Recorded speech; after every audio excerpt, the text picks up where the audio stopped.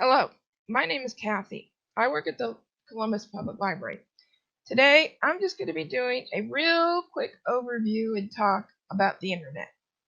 I like to call it Internet 101. And I'm hoping when we open up and I can start teaching classes again that you'll join me for a little more in-depth look at the internet. So, today, we're just going to be looking real quickly at the difference between the internet and the World Wide Web, because there is a slight difference, but not that much. What Wi-Fi is, which goes along with the types of ways you can connect to the internet, what an internet browser is, what are domain names, safety on the internet, and I'm hoping that when I'm done, you'll be comfortable enough to get on the internet on your computer and start searching. So let's get started. The internet actually began during the Cold War and was developed by the military for their systems, their computer systems, their networks to communicate with each other. And by September of '69, it was being called ARPANET, and it had been discovered by the scientific and academic community in the United States. This is just the United States. So it would allow one university or college to talk to another one, like it's on this little map here.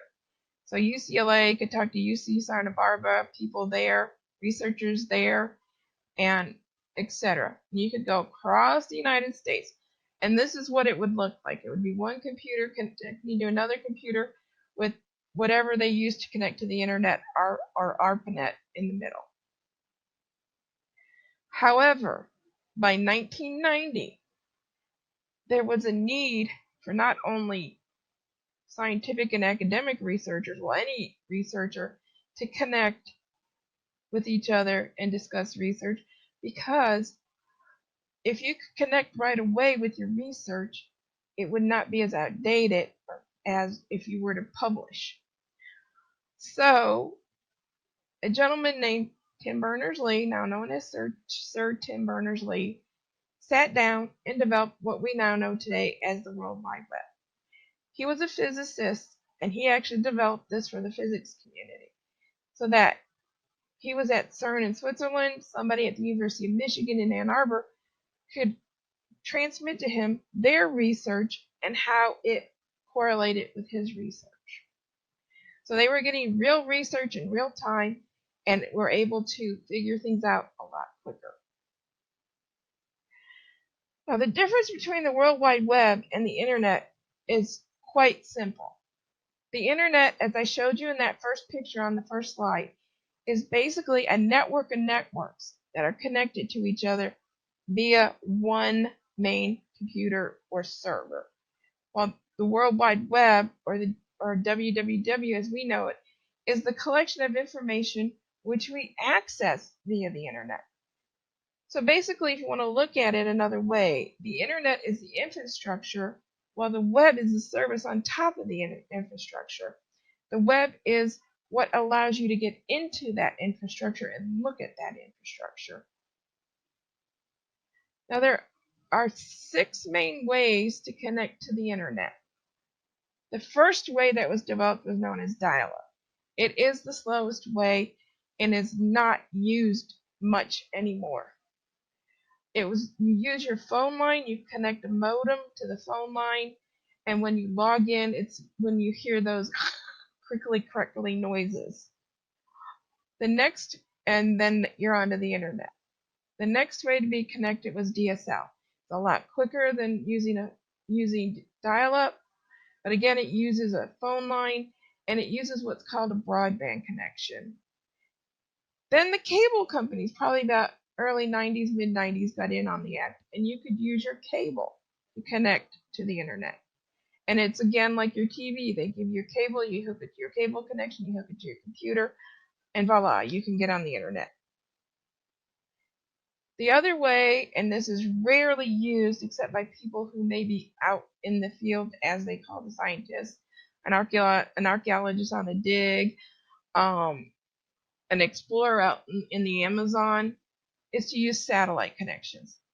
Satellite connections have one big drawback, and it's because they're affected by the weather.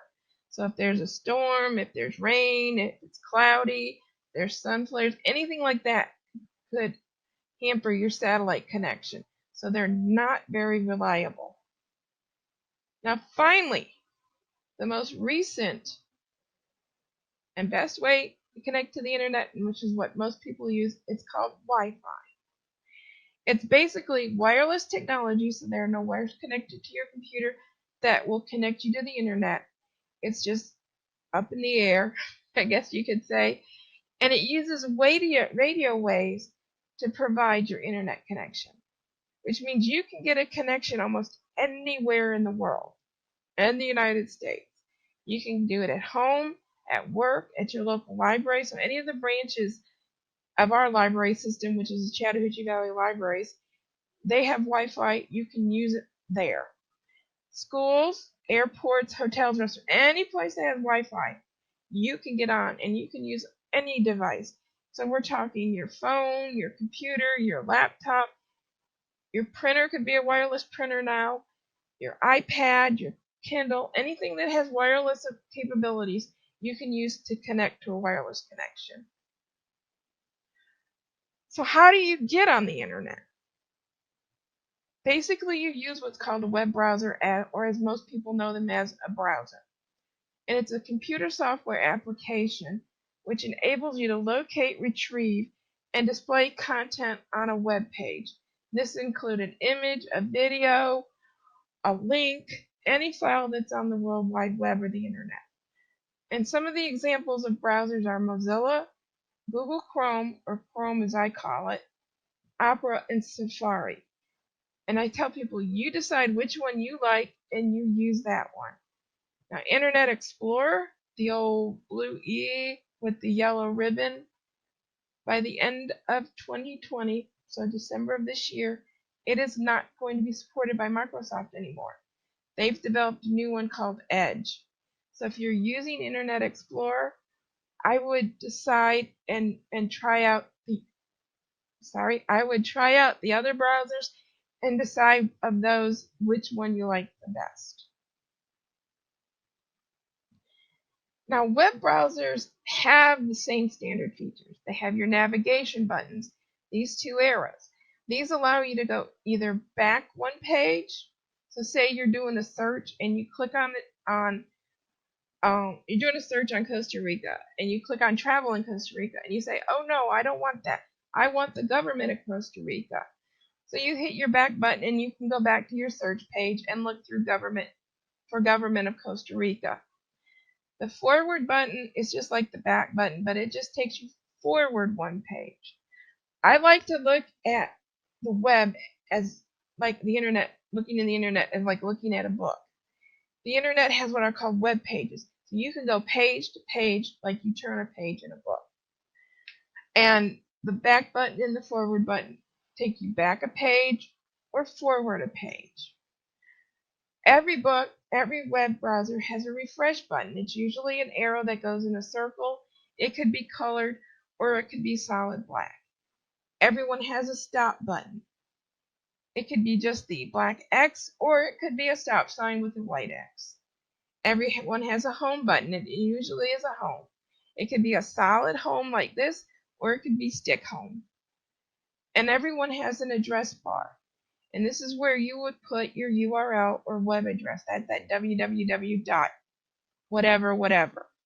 And it might have a search bar.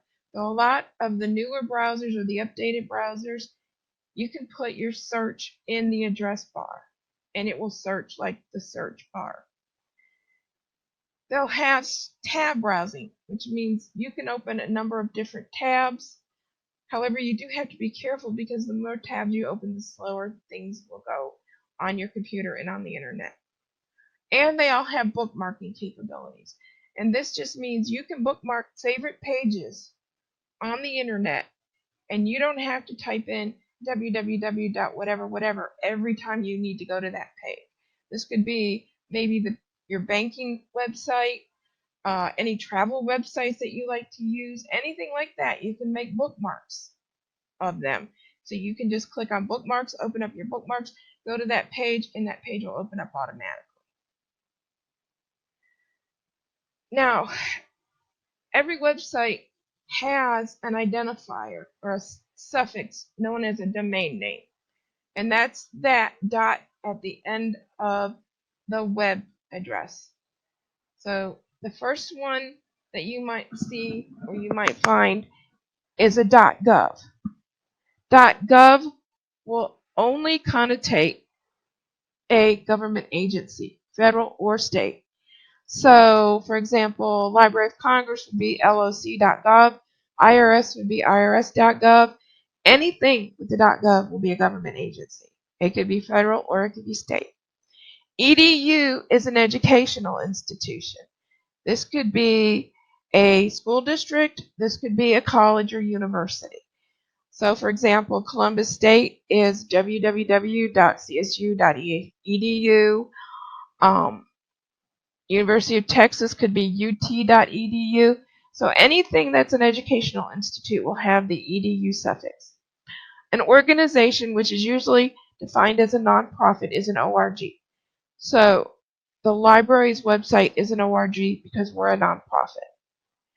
Any of the military branches, Marines, Navy, Air Force, Army, are MIL. A commercial website, that's a business. So it could be like Vistaprint, Arby's, any type of business is usually a .com. Now, network an NET or network organization can also be a business. So there's like AT&T.net. Can't think of anything off the top of my head. I'm sorry. And then countries will have a 2-letter country code. So Canada, CA, US is US, Great Britain is GB, Australia is AU. If you see a 2-letter abbreviation after the .gov.edu, that usually is the country code. Now, the most important thing to remember when you're using the internet is to make sure you have a secure website. And to be able to tell if a website is secure, you have to look for HTTPS. HTTPS means that is a secure website and also will allow you to view any links within the web page, jump from link to link on a web page, jump from page to page on a website, and jump from website to website using links. Usually in your address bar, it will look like this. It'll have the lock and HTTPS semicolon / I'm sorry. // Now, say you don't have the web address, but you're looking for information. Maybe how to grow bananas or how to adopt a dog. You don't need a specific URL web address. You can do what's called a search on the internet using one of the search engines. And you can search on any topic you want. It's a wonderful way of getting information. And the difference between the search engine and a browser is real simple. The search engine is just a website which stores searchable information about other websites, while the browser, as I said before, connects you to the web pages or to the website. Now, there are a lot of search engines out there, but there are 3 main ones that most people use. There's Google, Yahoo, and Bing. Again, you have to decide which one you like best and then use that one. There are also search engines that allow you to search across multiple search engines. Can't think of any examples off the top of my head, but I'll do some research, and when I get back to work and we're opened up, if you want to call, I can let you know what those are. This is what a Google search page looks like. This is what most people use as Google. Basically, this is the address bar up here, and this is the web address. And it is secure. It's telling you if it's secure. If it wasn't secure, it would probably have red letters on it and an X saying not secure. Now, today, when you start typing your search in the Google search box, which is this box in the middle of the page, it will most likely move your search up to the address bar and search automatically. Now, some browsers will have a search button, which will be a magnifying glass. Others don't. You can click Google search, or you can just hit the enter key on your keyboard. So these are a couple of searches that I've done on golden retrievers. Actually, I did one search on golden retrievers, and these are just two examples of what comes up on golden retrievers, because I couldn't get the whole page on of what came up.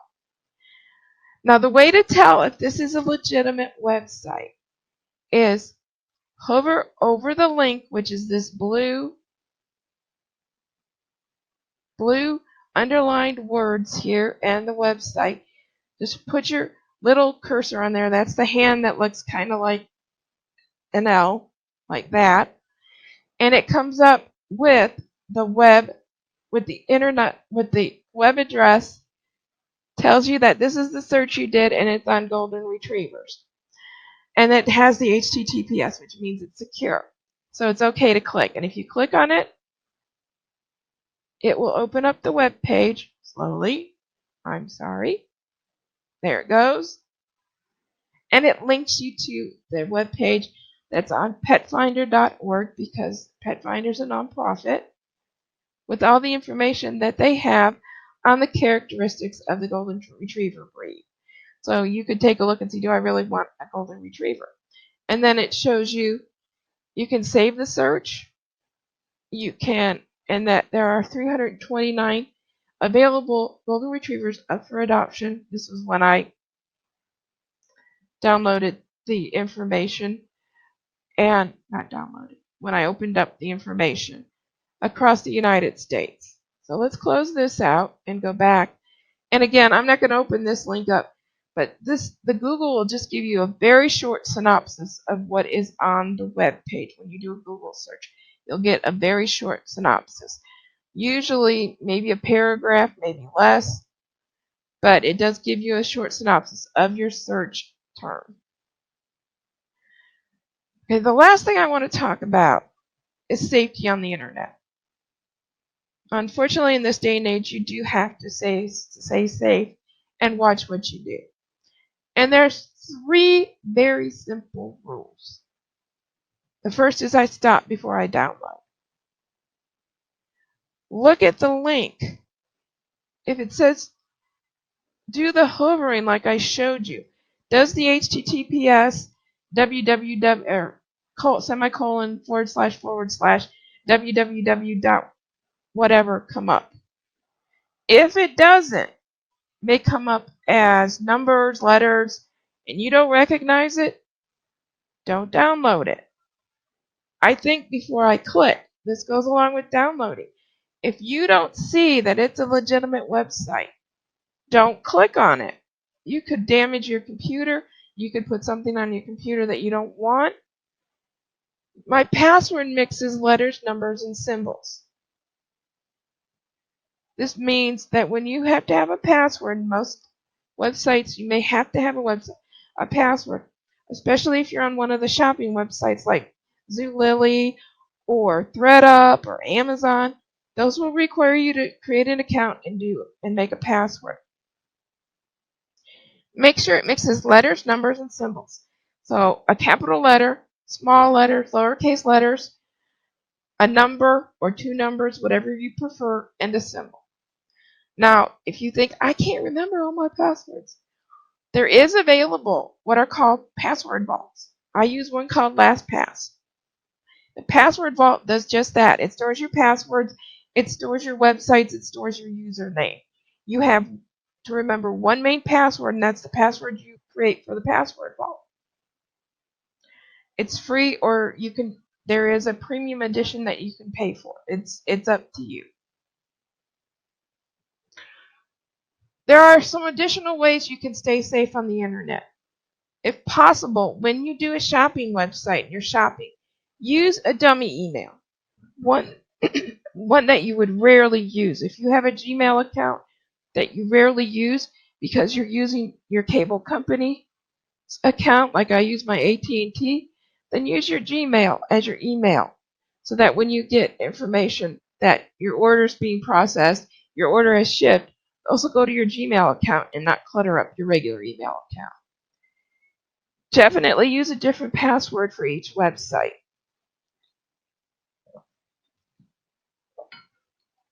This means don't use your mother's maiden name and a number for every website that you have to make a password for. And this is just another safety issue. The more you use the same password, the more chances are that your account can get hacked. Clear your web history. And these are different steps depending on the browser you use. Do not use the autocomplete feature. Now, the autocomplete feature is just that. If you fill in a form, it will save that information that you put on the form. This could be your social security number, your credit card, your password, anything like that. You don't want your browser to save. If you're on a social network such as Facebook, Twitter, Reddit, and you're going to post something, think before you post it. Would you be comfortable sharing the information with people that you don't know? Because somebody might get a hold of it that you don't want to get a hold of it, even family members. So be careful what you post on your Facebook account. Watch for phishing and other scams. Look for that HTTPS, and phishing is just that. It's not F-I-S-H-I-N-G, it's P-H-I-S-I-N-G. And that's somebody who's phishing for your personal information. If you see something that says you immediately have to put in your credit card or your banking information, ignore it. Just delete it. Install all your operating system updates. This will help update things like your firewall and any other security that you might have on your computer to protect your information.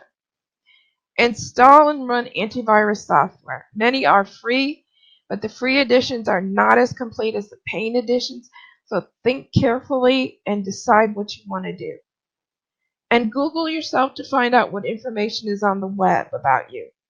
There are ways to delete the information, so you can do that once you Google your name. And finally, if you have any questions, or if you're not comfortable, when we're completely opened up, and please, if you can do it, look at our website. This has a schedule of how we're opening up. We're doing a phase opening. And once we're open completely, you can call 706-243-2691 with any questions you can have, and when we're able to, set up a one-on-one for help. Thank you for your time today, and I hope you have a nice day. We are springing into summer learning at the Chattahoochee Valley Libraries, and the program you just attended is one of the ways you can earn completions. Just go to cvlga.org and look for Spring into Summer Learning. You can register yourself and your family online, and then start reading and attending our online events. That's all you have to do. We're giving away weekly gift certificates, and every completion you make enters you into a grand prize drawing for tablets, games, gifts, and more.